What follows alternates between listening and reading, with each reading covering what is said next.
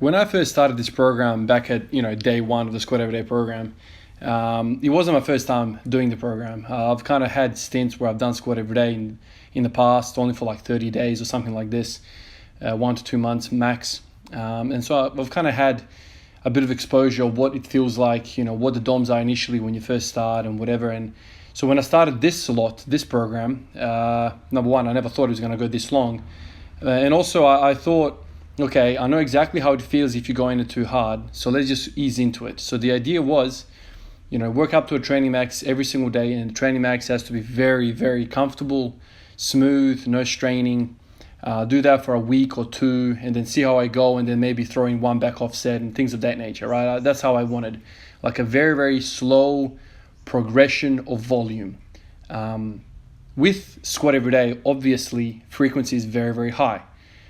So, frequency and volume are kind of like inversely kind of related per session, right? So you have very high frequency in this training program, and so by virtue of that, you need to have a very low volume per session because you can't have two opposites maxed out because something will break, probably your spine. So you start off, having an assumption that the program has really, really high frequency, and so that means per session volume is really, really low. So I started it really, really low so I can accommodate to the frequency. So that's how I started. The first week or so, I basically did no back offsets, and then in the second week, I think I introduced some back offsets, and those back offsets were kind of like at a lower percentage. And so over time, my idea was, this is Ivan thinking back 600 days ago, I just thought, okay, what I'm going to do is I'm going to have really high frequency in the program, and all I'm going to do is start trickling in the volume, and that over time, I'll just be exposed to more volume through frequency and per session volume, then progress will happen. And progress was really good. Like initially, I think the first 3 or 4 weeks, I got back up to 180 kilos. Like the previous 2 months before the program, I think I hit 180. I think I hit 190 for one session that was like a few months before the program. Then I got really sick. I had not trained for like 10, 15 days.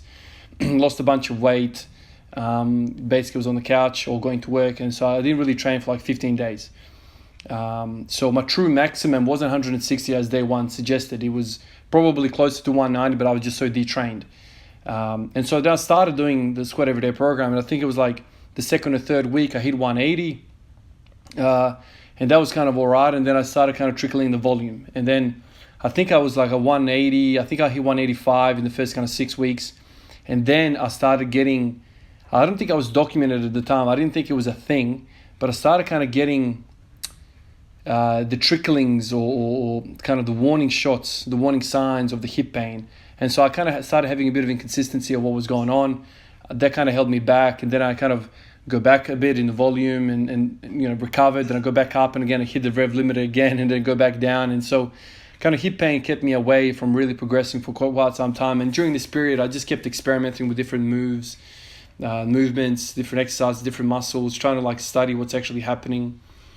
All sorts of different things. And I made a few videos about it kind of down the track. I think it was like day 100 or something, where I was like, oh no, I think this is what's going on or whatever. I kept kind of showing my working out, if you will, kind of in the maths analogy, what I was thinking. So that was my kind of beginning thoughts of the Squat Everyday program. I just kind of read, the Squat Everyday book, and it was really fresh in my mind. And so I thought, okay, frequency is already taken care of purely through programming. So let's just slowly trickle in the volume, the back off sets. So basically, training max, some back off sets. That's all I wanted to do.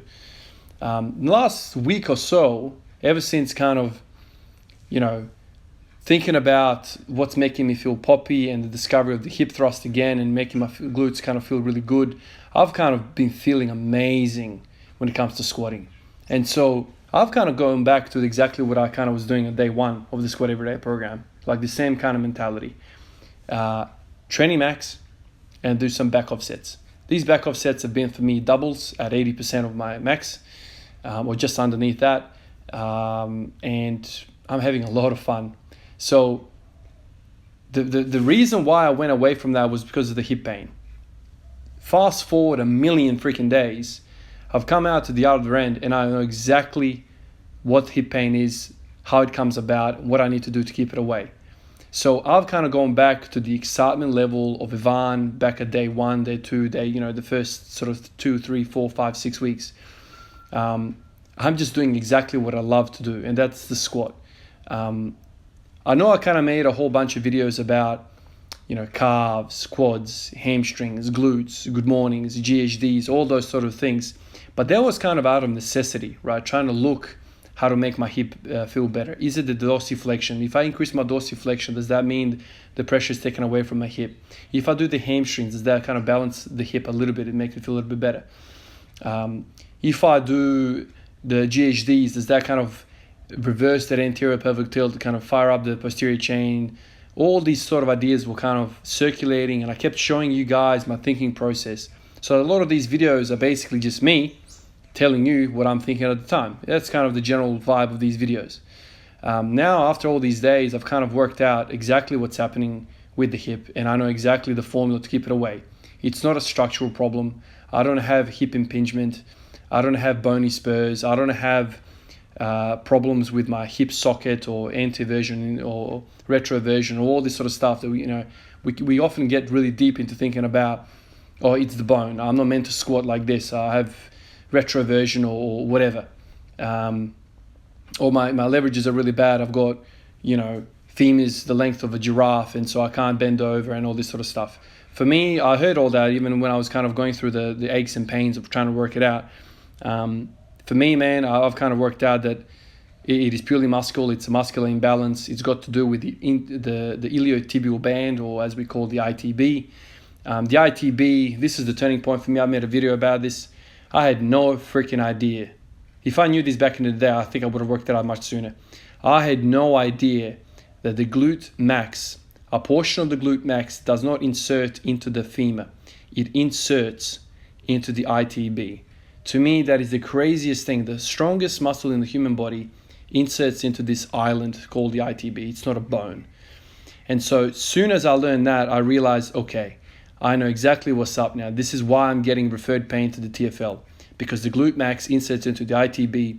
When the glute max is underdeveloped or underactivated or overactivated or whatever, when something's wrong with the glute max, it pulls, it stiffens, it irritates the hell out of the ITB. It basically pulls the ITB off its railroad, if you will, pulling the TFL with it, because the ITB is essentially the tendon. It's a tendon of the TFL. So basically the ITB is a system that connects your TFL to your glute max. And so if you have troubles with the with the TFL, just look at your glute max, put some volume into the glute max, activate your glute max, and you will get kind of a relaxation of that muscle. I still believe a long muscle is a strong muscle. A short muscle is an upset muscle and generally a weak muscle. So if you kind of just pump some volume into the glute, everything kind of relaxes and you're good to go. So I've kind of worked all this out, varied the long way around, but now I have, great feeling. I'm squatting. I'm adding lots and lots and lots of volume at that top end, 90%, 80% kind of range. I'm having fun, moving this weight around with no hip pain. It's a beautiful thing. So it's just interesting how I've kind of done a full 360 with my training. There you go. I know I've kind of talked a bit about, sub 50 programming and whatever, all that sort of stuff. But right now I just don't have the capacity to do that. It's still winter, kids, sickness, lots of sickness this winter. So I'm staying away from metabolic stress. All I'm really hitting now is the nervous, side of things, get my technique really good, and just get that really good volume in at that kind of top end range, because I've kind of worked out exactly what's happening with the hip, and I'm freaking loving it. All right, guys, later today I'm going to do the Q&A. It's going to be a freaking long video. I'm not even sure I'm going to get to all those questions, but I will definitely try my best. Look out for that one. Until then, peace out.